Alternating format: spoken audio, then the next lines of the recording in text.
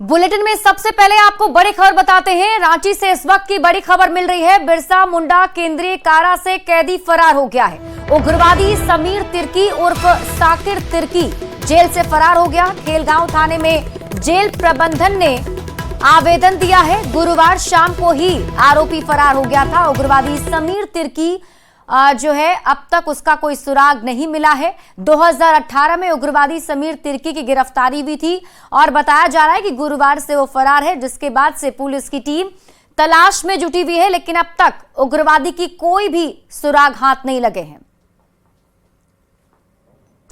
तो बड़ी खबर आपको रांची से बता रहे हैं। गुरुवार शाम को ही उग्रवादी समीर तिर्की फरार हो गया था। सवालों में इसलिए क्योंकि यहाँ से एक सजायाफ्ता कैदी फरार हो चुका है। जी हाँ, उसका नाम है समीर तिर्की, जो कि हत्या के एक मामले का दोषी था और 2018 में गिरफ्तारी होने के बाद वो बिरसा मुंडा केंद्रीय कारा में बंद था। लेकिन गुरुवार की शाम अंधेरे का फायदा उठाकर वो कैदी फरार हुआ, लेकिन अभी तक कैदी का कोई इस मामले कोई सुराग नहीं लग सका है।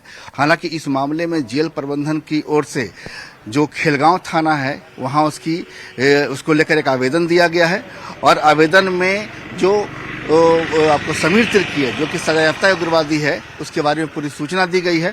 अब बता दें कि जो ये जेल की दीवारें हैं तकरीबन ऊंची ऊंची दीवारें हैं और जान लीजिए कि 18 से 20 फीट ऊंची दीवारें हैं। इन दीवारों को पार करना कोई आसान काम नहीं है, लेकिन जो जानकारी मिल रही है और जानकारी के मुताबिक जेल की बाउंड्री फांद कर समीर तिर्की गुरुवार की शाम फरार हुआ है। और बता दें कि वहां पर एक तार लटक रही थी दीवारों के पास, उसी तार का फायदा उठाकर समीर तिर्की वहां से फरार हो गया। वह हत्या जैसे कई संगीन वारदातों का उस मामले से आरोप थे और वह सजायाफ्ता हो चुका था और इस मामले में उसे बिरसा मुंडा केंद्रीय कारा में रखा गया था। लेकिन तमाम सुरक्षा व्यवस्थाओं को वो धाता बताते हुए, चुनौती देते हुए वह तार के सहारे वह इन दीवारों पर चढ़ा और गुरुवार की शाम अंधेरे का फायदा उठाते हुए वो सीधे यहाँ से निकल गया। समीर तिर्की यहाँ से निकल तो गया, लेकिन कई सवालों को छोड़ गया है। उन सवालों में सबसे पहले कि जिस बिरसा मुंडा केंद्रीय कारा की सुरक्षा व्यवस्था पर हम लोग दम भरते हैं, सवाल ये बताती है, सरकार ये बताती है कि यहाँ से यहाँ परिंदा भी पर नहीं मार सकता। लेकिन गुरुवार की शाम एक लटकती तार के भरोसे अगर कोई सजायाफ्ता कैदी यहाँ से फरार होता है तो आप समझ सकते हैं कि जेल की सुरक्षा आखिर है तो किसको भरोसे। कैमरा प्रभाकर के साथ संजय कुमार सिन्हा, न्यूज़ 18 रांची। और जामताड़ा में 10वीं की परीक्षा के बाद मिहिजाम का इलाका रण क्षेत्र बन गया। मैट्रिक की परीक्षा देकर निकले छात्रों के 2 गुट आपस में भिड़ गए और इस दौरान हुई जमकर मारपीट में एक छात्र का सिर भी फूट गया। आखिर क्यों हुई छात्रों के बीच मारपीट, जानिए इस रिपोर्ट के जरिए।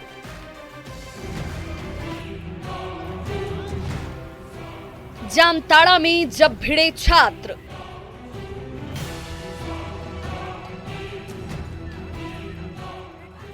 सड़क पर जमकर चले लात घूंसे।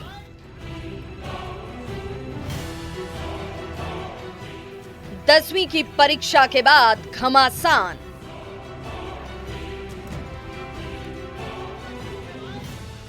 नकल के विवाद में मचा संग्राम।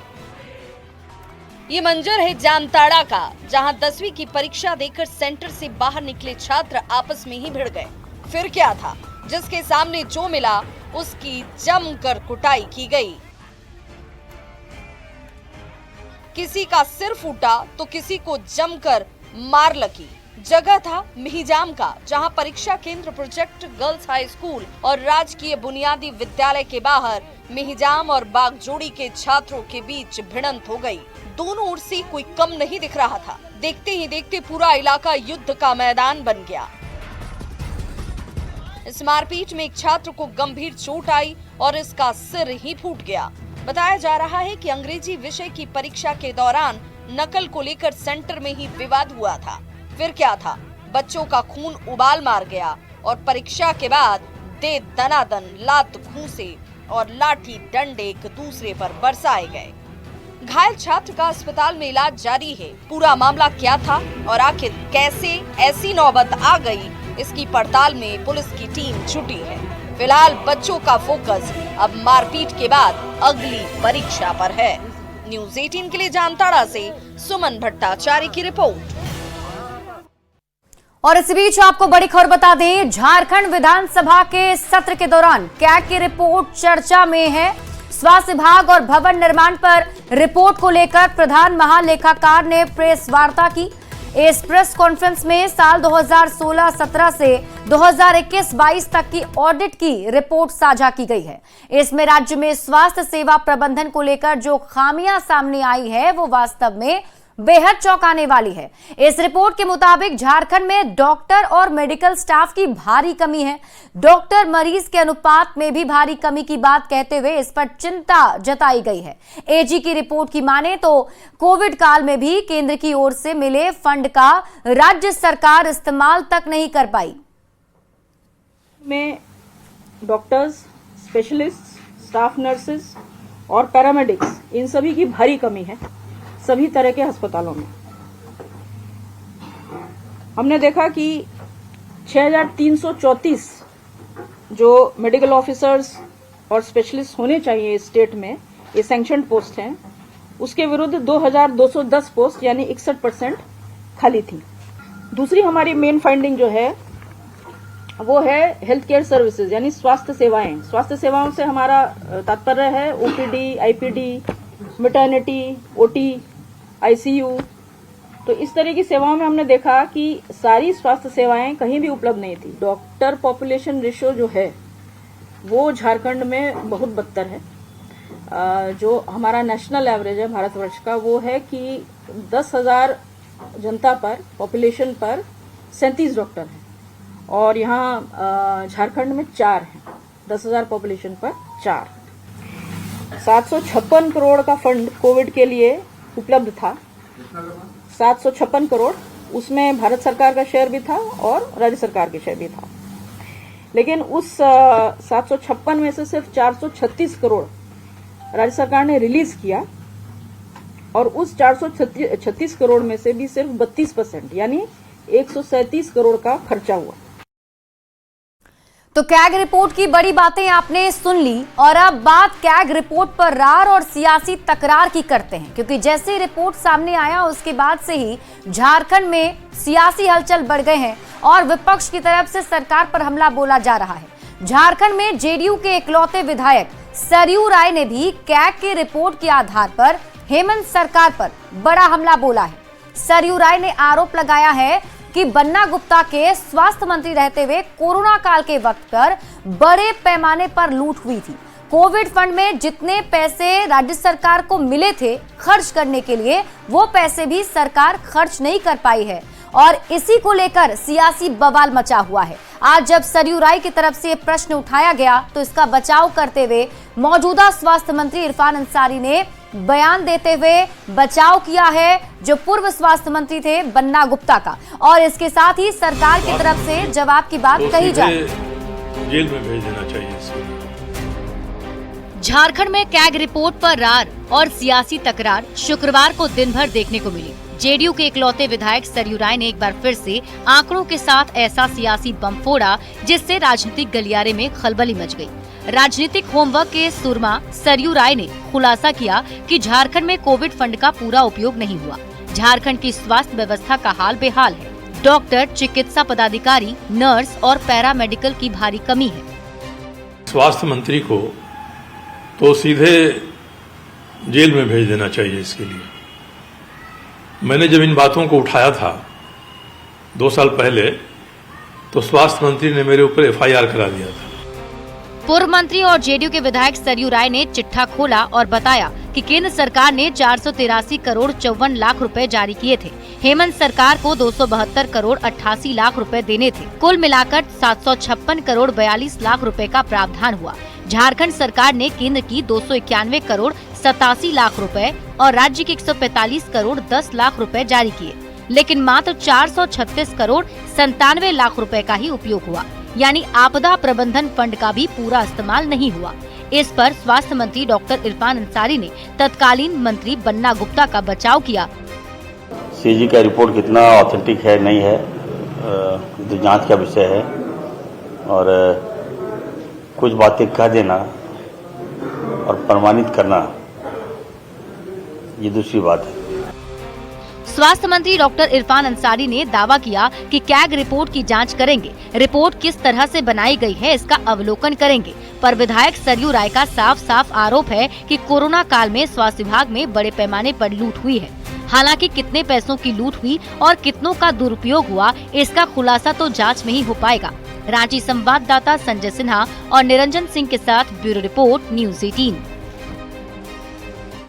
वहीं झारखंड सरकार ने राज्य सरकार के कर्मचारी और पूर्व कर्मचारियों को बड़ी सुविधा दी है। अब उन्हें इलाज में आने वाले खर्च परेशान नहीं करेंगे। सामान्य बीमारी में 5 लाख की सीमा से लेकर गंभीर बीमारी में किसी भी सीमा तक खर्च सब कुछ सरकार वहन करेगी।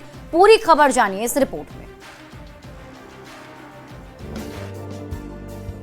सरकारी कर्मचारी की सबसे बड़ी परेशानी बीमार होने पर बेहतर इलाज की सुविधा पाना होता है।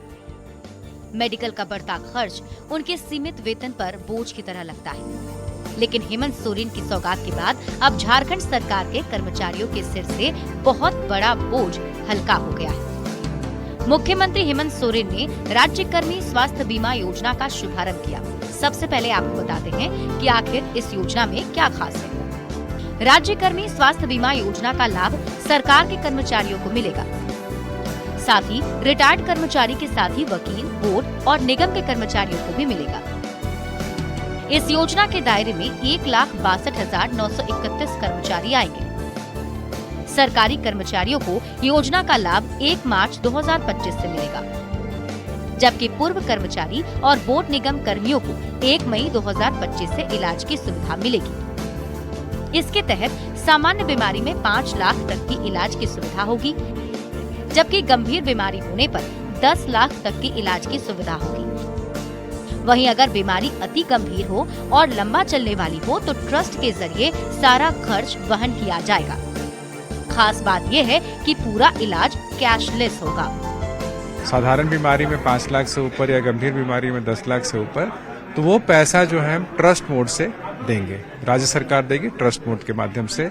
लेकिन मरीज को अपना पैसा नहीं खर्च करना पड़ेगा, वो अनलिमिटेड उसका कवरेज माना जाएगा। इस योजना का शुभारंभ करते हुए मुख्यमंत्री हेमंत सोरेन ने कहा कि सरकार कर्मचारियों के स्वास्थ्य को लेकर गंभीर है और इसका लाभ शनिवार से ही सरकारी कर्मचारी उठा सकते हैं। वहीं कैशलेस इलाज की सुविधा से कर्मचारी भी खुश दिख रहे हैं। कि हमारे कर्मचारियों को हम लोगों ने पुराने पेंशन से नवाजा है, उसी प्रकार आज उनके स्वास्थ्य को ध्यान में रखकर राज्य कर्मियों का स्वास्थ्य बीमा भी कराया गया है। आज उद्घाटन और कल से आप स्वास्थ्य को लेकर के कहीं आप अपना चिकित्सक, कहीं आप अपना इलाज कराना हो तो आप जा सकते हैं। कैशलेस इलाज की सुविधा मिलने से अब कर्मचारियों को सीमित संसाधन में ही बड़े अस्पताल में बेहतर इलाज कराने का मौका मिलेगा। ना तो उन्हें पैसे का इंतजाम करने का टेंशन होगा और ना ही इलाज के बाद उसे चुकाने का झंझट। बहुत अच्छा लग रहा है सर। अब हम लोगों को अपने स्वास्थ्य के बारे में चिंता नहीं होगी। हमारे परिवार, बुजुर्ग लोग जो घर में रहते हैं उनमें काफी खर्चा आती है, तो सरकार ने हमारे साथ बहुत बड़ा उपहार दिया है। न्यूज़ 18 के लिए रांची से संजय कुमार सिन्हा की। वहीं झारखंड के शिक्षकों को भी सीएम हेमंत सोरेन ने बड़ी सौगात दी है। राज्य के 10 विद्यालय के शिक्षकों को टैब दिया गया है और तकनीक से जोड़कर शिक्षा में बुनियादी बदलाव की शुरुआत की गई है। हमारी ये रिपोर्ट देखिए।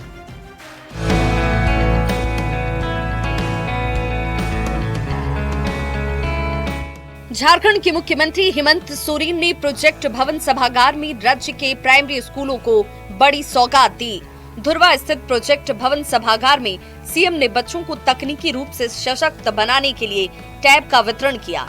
कुल 28,945 प्राइमरी स्कूलों के शिक्षकों के बीच टैब का वितरण हुआ। टैब के वितरण के साथ साथ स्कूलों का रिपोर्ट कार्ड तैयार करने की शुरुआत की गई। एक डिजिटल प्लेटफॉर्म के माध्यम से पढ़ाई लिखाई हो, शिक्षक वर्तमान स्कूल में चल रहे गतिविधियों को कैसे डिजिटलाइज करें, इस पर दक्षता हासिल करें। सीएम ने साफ कहा कि डिजिटलाइजेशन ने हर एक क्षेत्र को प्रभावित किया है। खेती बाड़ी से लेकर हर व्यवसाय में लोग डिजिटल माध्यम से जुड़ रहे हैं। इसीलिए शिक्षा के क्षेत्र में हमने भी ये एक और बढ़ता हुआ कदम लिया है। शिक्षकों के लिए 50 घंटे का अनिवार्य प्रशिक्षण योजना का शुभारंभ हुआ। इस मौके पर शिक्षा मंत्री रामदास सोरेन ने कहा कि राज्य के सभी कक्षा 5 तक पढ़ाई कराने वाले 30 से ज्यादा स्कूलों का नामांकन किया गया है, क्योंकि शिक्षकों और बच्चों के लिए बीच सूचना के आदान प्रदान के लिए ये टैब आवश्यक है। वितरण का सबसे मुख्य उद्देश्य विद्यालय में शिक्षकों एवं छात्रों के बीच महत्वपूर्ण एवं आवश्यक सूचनाओं का आदान प्रदान होने के साथ साथ विद्यालय में शिक्षकों एवं छात्रों की उपस्थिति का अवलोकन मुख्यालय स्तर से आसानी से हो। एक नजर उन जिलों पर जिन्हें ये टैब दिया गया। बोकारो 1190 टैब दिए गए, चतरा को 1354, देवघर में 1712, वहीं धनबाद में 1371। राज्य सरकार ने बजट सत्र से पहले ये पहल कर झारखंड के लोगों को एक बड़ी सौगात दी है। झारखंड में ऐसे कई सुदूरवर्ती इलाके हैं जहां शिक्षा की गुणवत्ता और संसाधनों की कमी एक बड़ी चुनौती रही है। इस पहल के तहत अब इन इलाकों के स्कूलों में भी डिजिटल माध्यम से पढ़ाई को सशक्त किया जाएगा। रांची से न्यूज़ 18 के लिए निरंजन सिंह की रिपोर्ट। और यार एक छोटे से ब्रेक के लिए जल्द लौटते हैं।